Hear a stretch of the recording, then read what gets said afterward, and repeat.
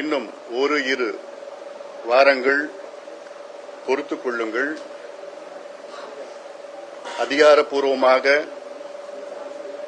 எங்கள் மூலமாக செய்தி வருகின்ற வரை பொதுமக்கள் யாரும் எந்த செய்தி வந்தாலும் அதை நம்பாதீர்கள். அவ்வளவுதான் சொல்ல வேண்டிய செய்தி சொல்லிட்டேன். இதுக்கு மேல நிச்சயமா நீங்க கேள்வி கேட்க மாட்டீங்கன்னு நினைக்கிறேன். ஏன்னா ரொம்ப வருத்தமா இருக்கு எங்களுக்கெல்லாம்.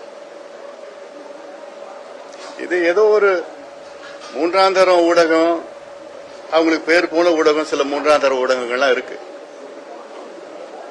ஆனால் சில பேசிட்டாங்க, முடிஞ்சு போச்சு, ஏதோ ஆயிடுச்சு, இப்படி வந்துருச்சு, ஏதோ எங்க கூடவே இருக்கிற மாதிரி. என்ன அவசரம் உங்களுக்கு? ஒரு கூட்டணி என்பது ஏதோ திடீர்னு வந்தோமா முடிச்சோமான்னு இருக்க போறது கிடையாது. கூட்டணி என்பது பல கட்சிகளை சார்ந்து இருக்கிறது. அதால் பேசிக் கொண்டிருக்கின்றோம். இன்னும் ஒரு இரு வாரத்தில் நாங்கள் முடிவெடுப்போம். அதிகாரப்பூர்வமாக அதை வெளிப்படுத்துவோம். உங்களுக்கு தான் முதல்ல உங்களுக்கு தான் சொல்ல போறோம். அதுல சிலர் எங்களை கொச்சையான செய்திகள்லாம் வேண்டுமென்றே பரப்பிக் கொண்டிருக்கின்றார்கள். அதை கண்டிக்கின்றேன். நிறுத்திக் கொள்ளுங்கள். ஊடகத்துறை ஒரு புனிதமான துறை, ஒரு சேவை துறை. அந்த புனிதத்தை கெடுத்துக் கொள்ளாதீர்கள்.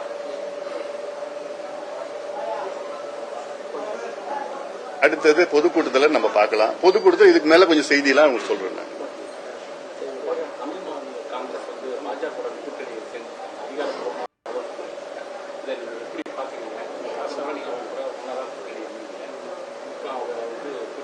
அது அவங்க கட்சியினுடைய நிலைப்பாடு.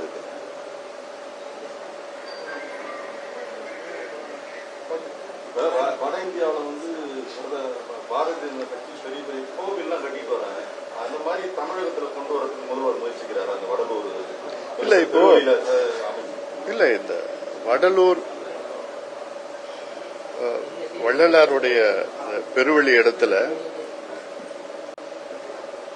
திடீரென்று தமிழக அரசு ஒரு வள்ளலார் சர்வதேச மையம் என்று அறிவித்தார்கள். அந்த அறிவித்த நேரத்திலே நாங்கள் அதை வரவேற்றோம்.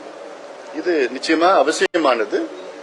வள்ளலாருடைய புகழ் உலக அளவிலே பரவ வேண்டும் நோக்கம். ஆனால் அதன் பிறகு ஒரு அறிவிப்பு, இங்கே இந்த பெருவெளி இடத்தில் 70 ஏக்கர் இடத்துல இதில் மிகப்பெரிய அளவிலே கட்டுமானங்களில் நாங்கள் கட்டுவோம், வணிக வளாகங்கள் எல்லாம் கட்டுவோம் என்றெல்லாம் அறிவித்தது. இது ஏற்புடையதல்ல. இது மக்கள் ஒரு துளியும் விரும்பவில்லை.